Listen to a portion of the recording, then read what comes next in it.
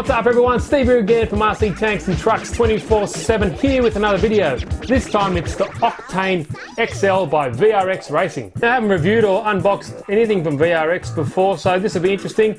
It does look cool. I do like the design. Suspension setup is really nice. Yeah, I like it. So far so good. Now I got this from Banggood, so I'll leave the link in the description for you guys below. If you haven't subscribed to my channel, please do so. Click that subscribe button. There's a little bell there as well, so give that a hit and you get notified of all my latest videos ASAP. That's enough from me. Let's unbox this puppy and give you a good in-depth overview.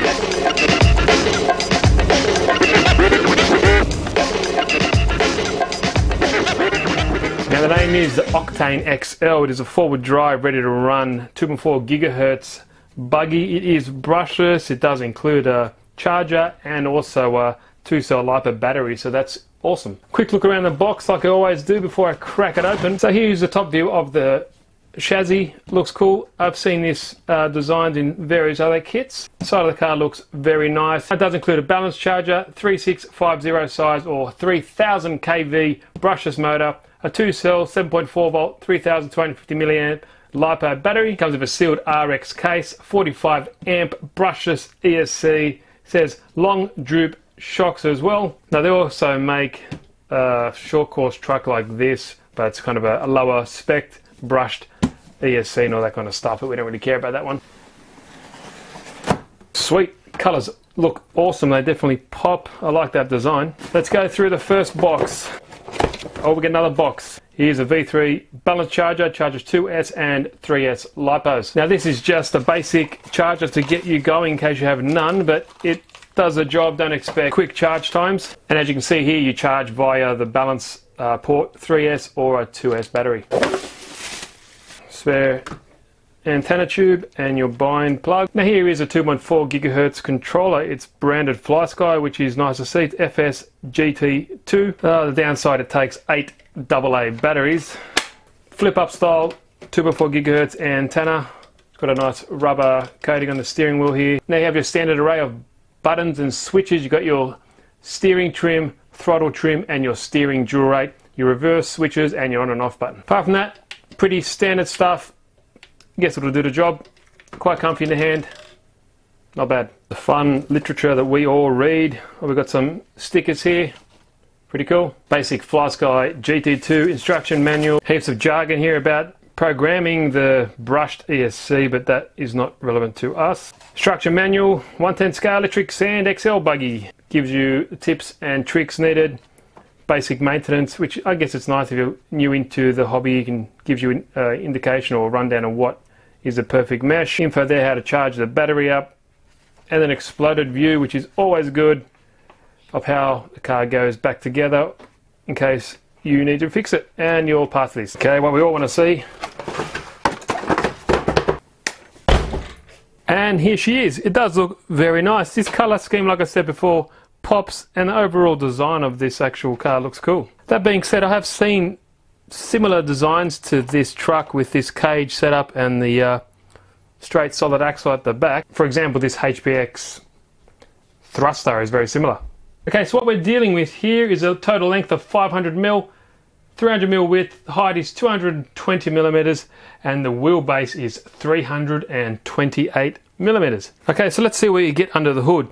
Easily you just take 2 pins out here, 2 pins out there, and you can just kind of lift this whole top cage off. Now while we got this off, we might as well just have a good look at this. It does seem very nice. Everything's held together with Allen head screws, and these body panels can come off individually as well. It does include a spare wheel, and it seems like you can actually use that as well. 2 scale drivers in there as well. Adds to the realism and you know, kind of makes the model stand out. We'll definitely see how the longevity of this is with some hard crashes and stuff. Obviously with the dual Lexan and cage, it won't flex like the other cars will, but you know, we'll see how it goes over time. We might as well look at the first thing on top of the chassis here, which is the 2-cell battery. It is hard cased, which is awesome. It is held in there very well, and as we can see, 3300 milliamp 2-cell LiPo, and it is 25C, so That's pretty decent. Should give you around about 20 minutes runtime. The battery tray here is fixed and you cannot change the actual width or the length of it. You can obviously just cut these away if you have a longer battery, but that battery that comes with it is a standard size, 1/10 or 1/8 scale battery. Now this chassis is a really weird looking design.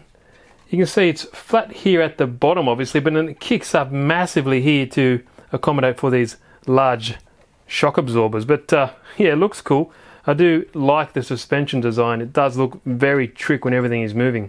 So here is a 45 amp brushless speed controller. There's no indication that it's waterproof, so I'm not too sure about that, but it's situated there nicely, double-sided tape, so hopefully it won't go anywhere. Now on the other side of that is your brushless motor, and contrary to the box which says 3000 kV, on the actual can here it says 3300 kV, so this should get up and about pretty quickly, I presume. We'll soon find out when we put it to the test. In this little casing you have your receiver. Now here is your steering servo lying down on the chassis there. Couldn't find any information if it's waterproof or metal geared and what the torque range is on that, but I guess it'll do the job.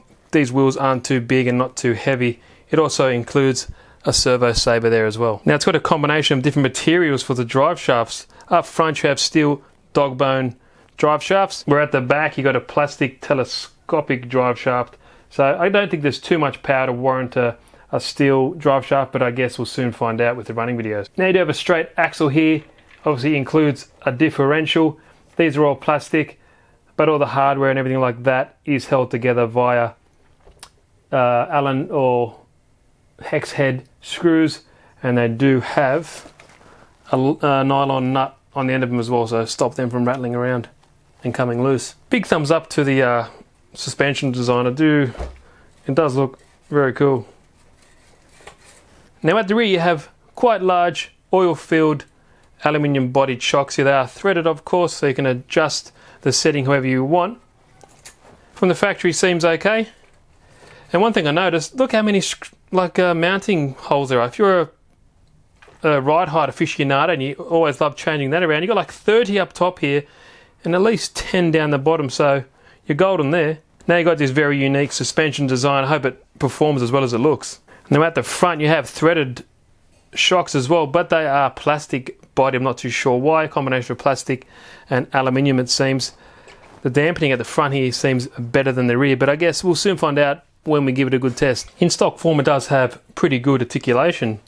If I lift it up like that, there's my fist underneath it. It does have quite a good range, as you can see. And if I lift the back up as well, I can easily fit my fist under there without the front wheel.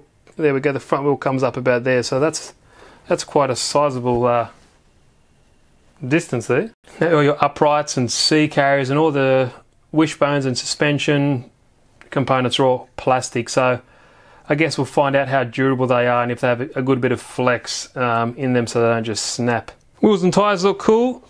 They do have a foam insert, and you know what, they do feel quite good. Pretty tacky. I guess we'll find out like everything else, but yeah, first impressions, they do look good. They feel nice, and you do get a spare one on the back of the car as well. Now that's it guys for this Octane XL by VRX Racing. If you want to go check it out, I'll leave the link in the description below. Any questions, like always, please leave them down below in the comment section. I'll do my best to answer them ASAP. If you haven't subscribed, please do so now. If you like the video, give it a good old thumbs up. But that is me, Steve here again from RC Tanks and Trucks 24/7. See you in the next video.